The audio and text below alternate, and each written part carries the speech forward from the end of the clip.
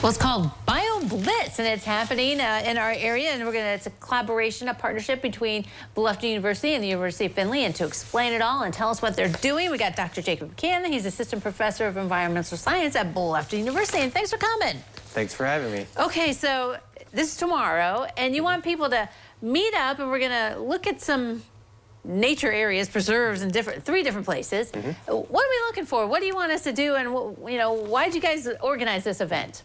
Yeah, so the idea with the Bioblitz is that you get a bunch of people together, you go to a natural area, and you just look for as much different species as you can find. It can be plants, it can be animals, it can be mushrooms, anything. And sometimes there's a focus, like we're just going to do birds, we're just going to do pollinators, but this one's not. There's no focus, it's just anything. And so we have a few faculty from University of Findlay, and then myself at Bluffton University, and we're going to go to 3 different properties. So the Reek Center for Habitat Studies is the first one. We'll be there at 9 a.m. We're going to spend about an hour and a half at each property. After that, we're going to migrate to the Spurgett Land Conservancy, which is sort of in between Findlay and Bluffton, and then we'll end at the Bluffton Nature Preserve.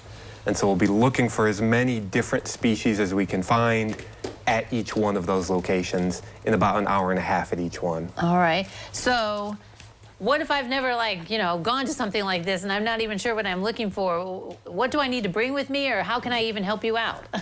So anybody can help out, anybody can attend. This is tomorrow, so RSVPing won't really do much, but you can just show up. All right. You don't need any experience identifying any kind of animals, plants, whatever. You just have to show up. You can do something that you would like to contribute to. If you'd like to be assigned a task, we can always assign people tasks. But you get to learn how it is we look for, identify all these different organisms, what we actually do in order to do that sort of thing. And then you get to contribute to kind of our understanding of what sort of natural resources we have at these places.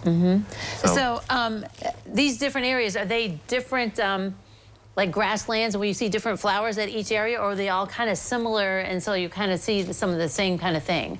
So they are a little bit different.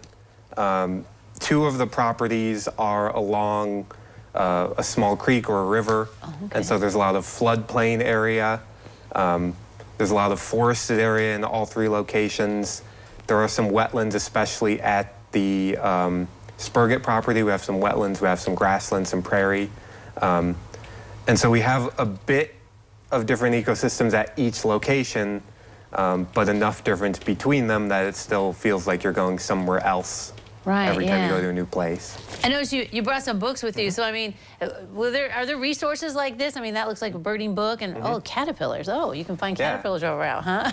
Yeah, so this is something that is useful to have, but is not something that would be required of anybody to attend. Right. So we'll have plenty of these different kinds of field guides. This one is for birds in particular, and so you can look through, see a bunch of different kinds of birds. And so with something like this, you don't have to worry about knowing what bird it is you're looking at. You can always look it up. You can just take a picture, give that to one of us. We can look it up. Right, that sort of thing. And so there's different kinds. This one's just for caterpillars. Really? You can find a field guide for just about anything, and you'll notice how thick this one is. Yeah, that is a thick one. I'm like, whoa, there are so many caterpillars.